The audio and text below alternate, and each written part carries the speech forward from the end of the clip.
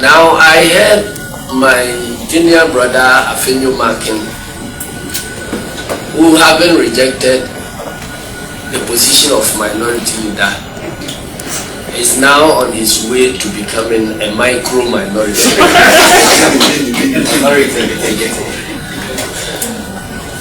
Bragging that he belongs to a party of rule of law and all that. Who doesn't know about MPP? We in the National Democratic Congress don't need lectures from Afenyo Markin about democracy. Indeed,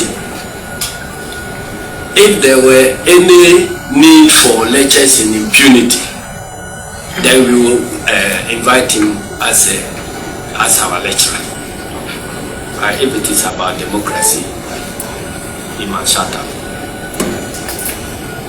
He should go back to his region and take stock of his parliamentary candidates who have been shooting and killing people, his party people who have been shooting and maiming people across the country. We are quiet not because we are going to sleep over this. We are sending notice that all this violence, right from 1996, 2016 to date, will be properly investigated, and our electoral system and democracy will be cleaned of these violent states. Immediately we take over. And so anybody who is thinking about abusing these 3 weeks, abusing his power during these 3 weeks to create any problem, he must know that there will be consequences for him after they take over. I want to thank you all, and may God bless our homeland.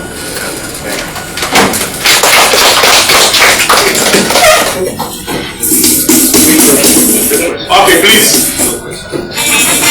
No, if you want, well, if you want to ask any questions, Any question? you are free to. We have been told the CID director is dodging the injunction you sent. The post is on CTFM by the Rashid Tanko computer. That the CID director is blocking the service of the injunction.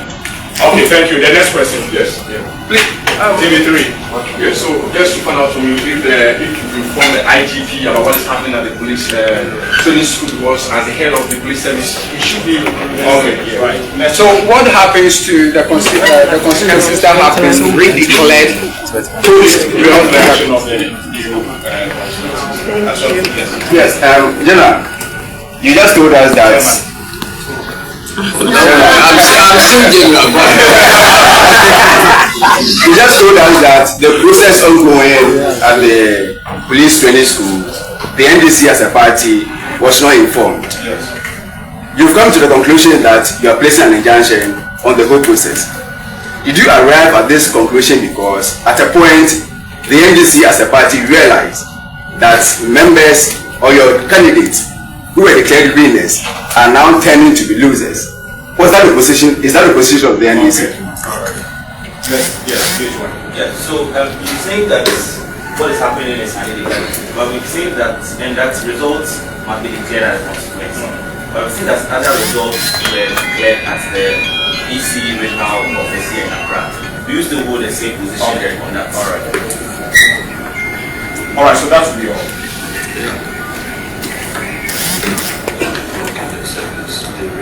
Well, you can run, but you cannot hide. This is notice that we are giving them. We are putting the whole country on notice. So if an individual officer knows that he is conducting himself well according to law, why would you be running away from service? So the fact that they are running away from service means that they intend to become fugitives of the law. and you know what it means when you get arrested. The injunction application has already been served on the Electoral Commission. So the one who received the service is Daniel Nyamiche at the headquarters of the Electoral Commission. So the Electoral Commission has been served. Bosman Asare, Dr. Bosman Asare has acknowledged receipt of the application, and the director of CID, Faustina Adokofi, appears to ignore the process and has asked the EC to continue. So if Adokofi is allowing the process to continue, she would bear the consequences of her action. And the rest of the questions, it has been answered. I'm saying that, look, if you all sign a declaration here that we are going to commit crime, does that make the commission of the killing of the person legal? It has not. It's conspiracy to commit crime, and they can deal with all of you. And I'm saying, as leader of this party, that I'm not involved in anything that has, arrived at any consensus to do anything anywhere. And when there is a declaration, nobody can do any other declaration. You resort to court. If Afenyo Markin is listening, you go to court. All these charges about I declared under duress and so on, they will be part of the evidence that you will lead in court, that I did this under duress. And then the elements of duress will be investigated, the particulars of the duress will be investigated. And then it will take the court to make a pronouncement on your claim. So you can't say that an electoral officer has told you that he declared the results, but he was pressurized to declare it. So you are going to call that person to come and recollate and redeclare. It hasn't happened anywhere. If that is the case, the process will go on ad infinitum, because anybody in any of the constituencies can come out and claim that he or she was asked to declare under duress. So what do? You have to go and open up. That is why the law is very, very clear that once the declaration has been made, you can only question that declaration in the court of law. And in the case of parliamentary, it's the High Court. So you proceed.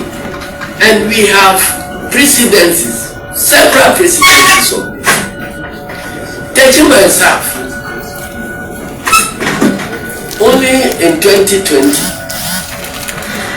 it was after the declaration, we brought all the clean sheet down here to the Electoral Commission headquarters in Accra. Our MPs who led the work to present those documents were beaten up by the police. And the Electoral Commission said you should go to court, even when we have all the figures and the tally indicate that the officer there was wrong. So we went to court. So what has changed? And incidentally, they are now talking about the same Nketia staff, where they are claiming that some declaration was done wrongly. So now they are calling to now recollate and redeclare. So it's like when it falls this way, then it is not allowed. But when it is that way, then it is allowed. In 2016, when we complained initially about the results that were being collated, collation had not ended. Presidential collation had not ended. Peace Council members came to President Mahama's office and sought to find out from us what we thought they could do, because we had addressed the press that wrong things were being done. So they followed up to President Mahama's office to try to find out whether they could be of any help, because they heard us appealing to them. And we said that the pink sheets are there. Things that are being done, we believe, are wrong. So can we all meet at a place, MPP, NDC, in the presence of external observers, then we all go through the collation, and whatever the figures will come out, we will all accept. That was where they were talking about, they were talking and changing figures, talking and changing figures. So we said, let us deal with this thing once and for all. Can we all meet and resolve it? This council agreed to go and consult the other side. Indeed, they went to consult the electoral commission, and they consulted MPP, and they consulted the external observers, and they actually gave us a time, I think 1 o'clock or 2 o'clock, for all of us to meet at Kempisky Hotel for this exercise to be done. That was where collation had not completed, but we found serious problems with what they were figuring they were not. And that was the reason the electoral commission invited our agents from the strong room to be briefed about in her office. And so when they had that information, they were now proceeding to go and see President Mahama so that we will all reconverge at the Kempisky Hotel for the exercise that we all agreed to undertake. When they were on their way to President Mahama's office, Jim Mensah was declaring results. And the claim was that if we didn't agree to anything, we should go to court. We went to court asking her to come and mount the witness box and tell us the basis of her declaration, because we have had about 4 or 5 different set of figures that have been announced. So we can only get to the bottom when she tells us what figures total, which results she declared. Our case was simple.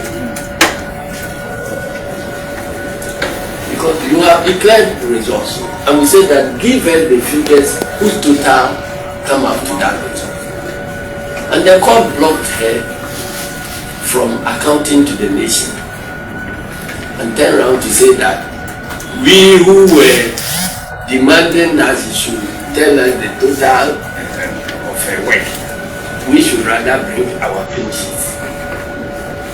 What they are doing now, subsequently, when we brought pink sheets in the case of some constituency election results, as we did in Techima, Electoral Commission managed to produce some figures which were completely different from those they had signed to and given copies to us. So this conduct is undermining a key transparency measure. Where we are going now, and by the ruling of the Wenchi court in the case of the Techiman issue, is that even if you are holding a pink sheet signed by the Electoral Commission, it's useless. If the Electoral Commission is able to get another pink sheet whose figures are different, then you must go according to Electoral Commission's figures. So what check would the political parties have against the Electoral Commission officials themselves engaging in fraud? Nothing. So it's a major issue we will be addressing in the next government to make sure that we restore the credibility of the Electoral Commission and the confidence Ghanaians have in our commission before the advent of Madam Julius. So I think we have, and then somebody was saying because we did what? It is neither here nor there. If we want to follow it, because me, if I went round and everywhere that we lost, I bring them and say that, okay, the declaration, my claim is that the declarations were done on the rest. What will prevent them from revoting?